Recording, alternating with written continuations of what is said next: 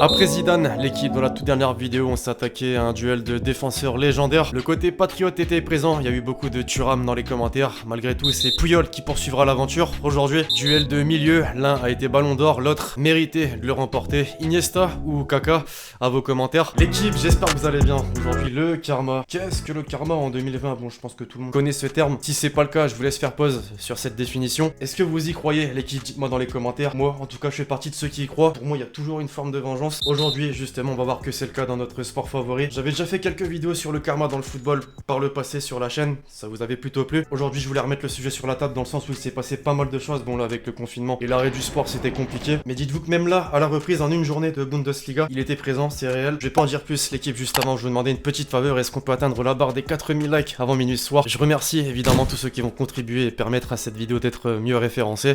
Je parlais de reprise de Bundesliga, l'équipe, on est d'accord que là, le week-end dernier, on était tous devant nos écrans, devant Beansport, devant site de streaming, devant tout simplement la reprise du football européen, à petite échelle pour l'instant. Ça a commencé très fort avec un choc entre le Borussia Dortmund et Schalke 04. Match particulier, à huis clos, procédure particulière, mais match très intéressant qui s'est clôturé sur un 4-0 avec comme buteur un certain Haaland, le phénomène de la saison. Parmi les faits marquants, cette altercation entre le buteur norvégien et Jean-Claire Todibo, l'ancien Toulousain. Ça fait partie du foot, voilà, on aime bien mettre quelques petits coups vicieux. Généralement, même tout le temps, t'aimes bien répondre par un geste, par une insulte. Bah, Todibo a peut-être pas choisi la meilleure solution, non, puisque qui dit huis clos dit...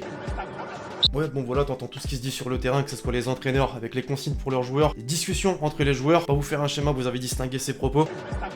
Le karma a vite pris les devants puisque 2 minutes après, Haaland plante. 10 minutes après ce but, blessure de Todibo. C'était écrit, c'était écrit.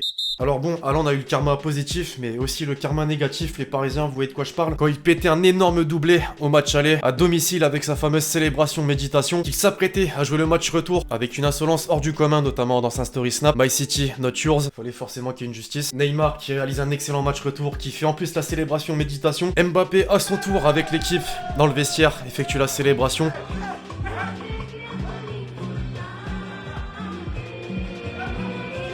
Et Haaland, lui, de son côté, en plus du troll, c'est qu'il a été tout simplement inexistant au cours de ce match. 23 ballons touchés, dont 2 dans la surface adverse, et 0 tir. Éteint, il a été. L'équipe, quand un joueur joue contre son ancien club, qu'il plante, c'est toujours particulier, surtout quand il s'appelle Mbappé. En début de saison, vous avez certainement souvenir de ce match au stade Louis II entre l'AS Monaco et le PSG. Mbappé marque un premier but, ne célèbre pas par respect justement à ses anciens supporters. Je les ai pas vus. Sur le deuxième, par contre, la célébration est présente. Mais il avait ses raisons. Vous n'avez pas célébré le premier but, c'est ce que me dit Stéphane Guy. Non, il faut respecter. J'ai été découvert ici, j'ai connu mes premiers grands moments ici, donc je dois respecter et être... Deuxième, vous vous êtes lâché. Oui, il a eu quelques insultes, il faut répondre, mais c'était gentil. S'il y a bien un club que Di Maria aimerait effacer de sa carrière, je pense que c'est Manchester United, on est d'accord. Puisque lui, à la différence d'Mbappé, où son passage à Monaco a été plus que bénéfique, on le sait, l'Argentin, lui, de son côté, ça a été tout simplement catastrophique. Les retrouvailles en sont une belle illustration. Manchester United PSG, la saison dernière en Ligue des Champions. Il s'est pas fait respecter à Old Trafford. Entre Young qui l'envoie dans la grille, les insultes des supporters des Red Devils, ça faisait beaucoup. Sa réponse, lui, elle s'est faite en 3 temps. Le troll, avec la fameuse bière jetée par les supporters anglais. Sur le terrain, ensuite, avec une passe décisive sur corner. Enfin, la célébration, qui peut se lire assez facilement sur les lèvres, y a pas besoin d'être bilingue. C'était de l'anglais ou de l'espagnol là? Les Parisiens, bon, je pense que vous êtes les mieux placés pour me confirmer le fait que la relation avec Neymar n'a pas toujours été chaleureuse, pour rester courtois. Mais parfois, avoir des relations tendues, c'est peut-être nécessaire. Quand Neymar répondait sur le terrain à la 92e minute avec une retourne acrobatique pour son retour, après toutes les rumeurs l'envoyant au Barça et le fait qu'il ne sortait pas de son silence, qu'il voulait réellement partir, c'était fort et vraiment une belle réponse.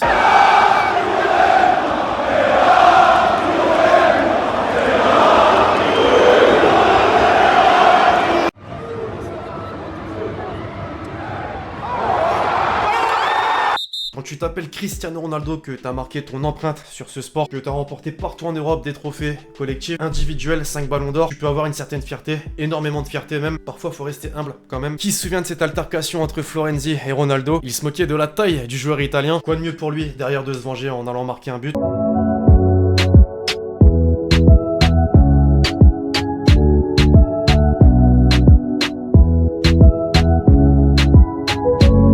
Enfin, pour conclure, je sais pas si on peut appeler ça du karma, puisque les deux joueurs ont toujours été comme ça dans leur carrière, deux joueurs de taureaux, je pense qu'on peut dire. Sergio Ramos, Diego Costa, avec eux, il y aura toujours vengeance.